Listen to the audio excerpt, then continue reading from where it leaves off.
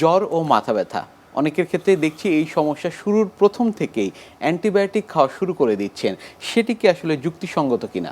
একেবারেই যুক্তিসঙ্গত না। আসলে জ্বরের প্রথম দিনে অ্যান্টিবায়োটিক খাওয়া এটা কমপ্লিকেসি কিন্তু অনেকগুলো।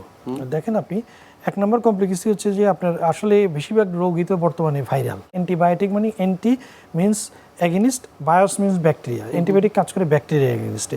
সুতরাং আপনি যদি শিওর না হন যে এটি যে ব্যাকটেরিয়াল ডিজিজ, আপনি অ্যান্টিবায়োটিক কোনো ফল আপনাকে দিবে না। এটা গেলে এক নম্বর কমপ্লিকেসি।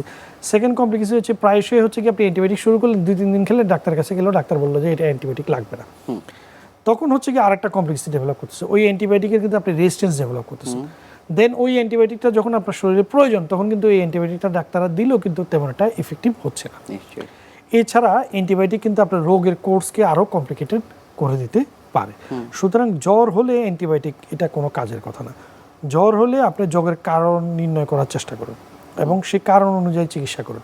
এবং যেমন একটা রোগ, সবচেয়ে কমন রোগ ডেঙ্গুর রোগের তো মেইন স্টে হচ্ছে কি প্যারাসিটামল এবং ফ্লুইড ম্যানেজমেন্ট।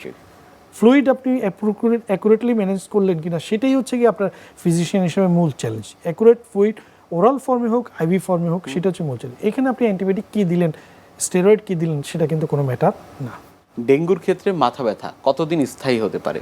আমরা ইদানিং অনেক অদ্ভুত রোগী পাচ্ছি। আমাদের একটা ধারণা ছিল ডেঙ্গুর মাথা ব্যথাটা প্রথম দিকে থাকে এবং প্রোডরমাল ফেজে খুব বেশি থাকে, ফার্স্ট 2-3 দিনে থাকে, রেট্রো অরবিটাল পেইন থাকে। ইদানিং অনেক রোগী পাচ্ছি ডেঙ্গু থেকে সুস্থ হয়ে গেছে।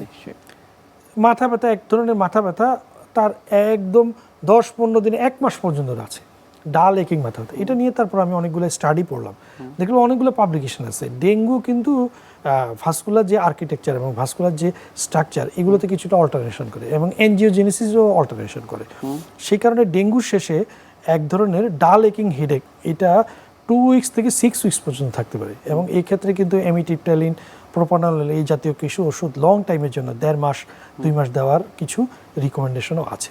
তাহলে ডেঙ্গুর অ্যাকিউট স্টেজে যদি তীব্র মাথা ব্যথা থাকে, যেটা প্যারাসিটামল দিয়ে আমরা কন্ট্রোল করবো, অনেক সময় ডেঙ্গু থেকে সুস্থ হয়ে যাওয়ার পরেও কিন্তু 1 মাস 1.5 মাস ধরে এক ধরনের ডাল একিং পেইন থাকে, যেটা আপনি নিউরোলজিস্টের কনসাল্ট নিলে 2-1টা ওষুধ সেবনের মাধ্যমে আপনি একদম সুস্থ হয়ে যেতে পারেন।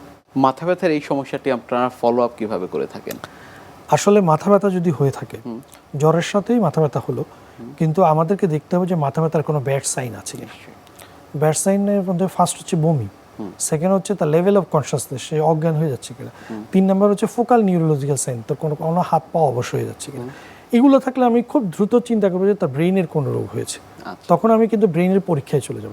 আর এগুলো না থাকলে আমি বুঝবো যে এই মাথা ব্যথাটা ভাইরাল কোনো জ্বরের সাথে হয়েছে, তখন কিন্তু আমরা জ্বরের দিকে পরীক্ষা নিরীক্ষায় চলে যাবো। তাহলে 2টা প্যারাডাইম কিন্তু আমার, একটা হচ্ছে জ্বরের রিলেটেড পরীক্ষা নিরীক্ষা, ডেঙ্গুর পরীক্ষা, চিকুনগুনিয়ার পরীক্ষা, আদার পরীক্ষা, টাইফয়েডের পরীক্ষা, আরেকটা হচ্ছে আমার নিউরোলজিক্যাল পরীক্ষা। আমার ক্লিনিক্যাল এক্সপার্টিস গাইড করবে যে আমি কোন দিকে যাবো।